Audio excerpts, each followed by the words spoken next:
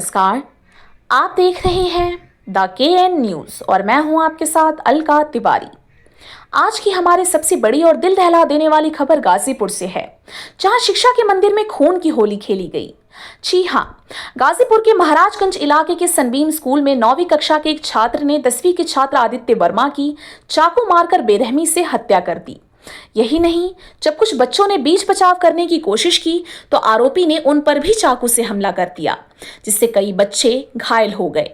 सोमवार की सुबह 3 दिन के अवकाश के बाद जब विद्यालय फिर से खुला तो सब कुछ सामान्य लग रहा था। क्लासरूम में बच्चे पढ़ाई कर रहे थे, शिक्षक पढ़ा रहे थे और माहौल बिल्कुल रोज जैसा था। लेकिन कुछ ही देर में उस कक्षा में चीख पुकार मच गई। 9वीं कक्षा का एक छात्र अचानक गुस्से में आया और जेब से चाकू निकाल लिया। उसने सीधे 10वीं कक्षा के छात्र आदित्य वर्मा पर हमला कर दिया। ताबड़तोड़ कई वार किए गए। आदित्य बचने की कोशिश करता रहा, लेकिन हमला इतना निशंस था कि उसकी वहीं मौके पर मौत हो गई। बीच बचाव करने पहुंचे कुछ और छात्रों को भी चाकू लग गया और वो लहूलुहान हो गए।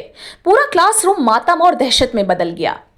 जैसे ही वारदात हुई, पूरा स्कूल परिसर दहल उठा। चीखें सुनकर शिक्षक और स्टाफ दौड़े और तुरंत पुलिस को सूचना दी गई। देखते ही देखते गाजीपुर पुलिस की टीम एसपी सिटी ज्ञानेंद्र प्रसाद के नेतृत्व में मौके पर पहुंची। घायलों को तुरंत अस्पताल ले जाया गया, लेकिन 15 वर्षीय आदित्य वर्मा को डॉक्टरों ने मृत घोषित कर दिया। पुलिस ने शव को पोस्टमार्टम के लिए भेज दिया और आरोपी छात्र को पकड़ने की कार्यवाही शुरू कर दी। मृतक छात्र का नाम आदित्य वर्मा है। वो महमूदाबाद क्षेत्र के यूसुफपुर गांव का रहने वाला था। परिवार में वो पढ़ाई लिखाई में काफी अच्छा माना जाता था और उसके माता पिता ने कभी सपने में भी नहीं सोचा था कि उनका बेटा स्कूल जाकर कभी वापस लाश बनकर लौटेगा। परिजनों का रो रो कर बुरा हाल है और पूरे गाजीपुर में इस घटना को लेकर मातम पसरा हुआ है। पुलिस की शुरुआती जांच में सामने आया है कि 9वीं और 10वीं कक्षा के छात्रों के बीच पहले से किसी बात को लेकर तनाव था। छोटा मोटा झगड़ा कई दिनों से चल रहा था, जो सोमवार को खून खराबे में बदल गया। अभी तक ये साफ नहीं हो पाया है कि विवाद किस वजह से था। क्या ये पढ़ाई को लेकर था, क्या ये आपसी मजाक या बदले की भावना थी, या फिर किसी और दबाव या बाहरी प्रभाव का असर। पुलिस अब इस एंगल से गहराई से जांच कर रही है। इस वारदात के बाद स्कूल प्रशासन और सुरक्षा व्यवस्थाओं पर सवाल उठने लगे हैं। अभिभावकों का कहना है कि आखिर कैसे एक नाबालिग छात्र चाकू लेकर स्कूल के अंदर पहुंच गया। क्या स्कूल बैग की चेकिंग नहीं होती? क्या सुरक्षा गार्ड सिर्फ औपचारिकता निभा रहे हैं? अभिभावकों ने यह भी मांग की है कि अब से बच्चों के बैग की पूरी तरह तलाशी ली जाए, ताकि कोई भी खतरनाक वस्तु स्कूल में ना पहुंच सके।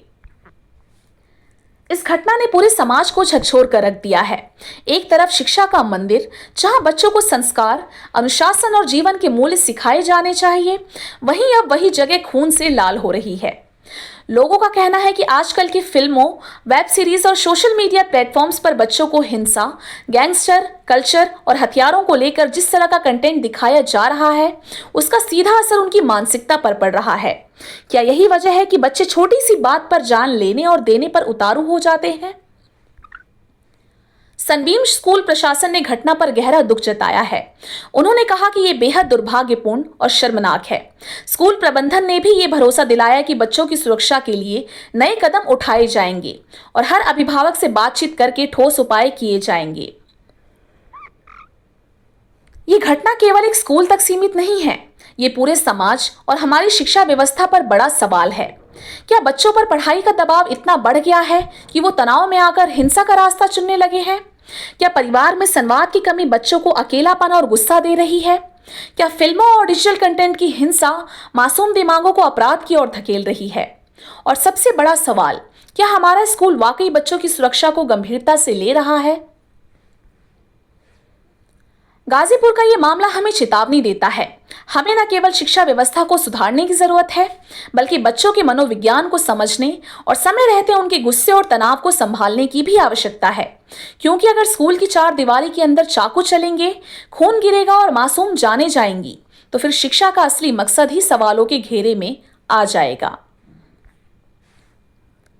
हम इस मामले की हर अपडेट आप तक पहुंचाते रहेंगे। फिलहाल गाजीपुर का सनबीम स्कूल मातम में डूबा है और एक सवाल सबके सामने खड़ा है, हम अपने बच्चों को कैसे सुरक्षित रखें? नमस्कार, आप देख रहे थे द के एन न्यूज़। अगर शिक्षक अपमानित हैं, स्कूल बंद है और शिक्षा के लिए आवाज उठाने वालों को चुप करा दिया जाता है, तो हम साफ देख सकते हैं कि हम एक शिक्षित भारत से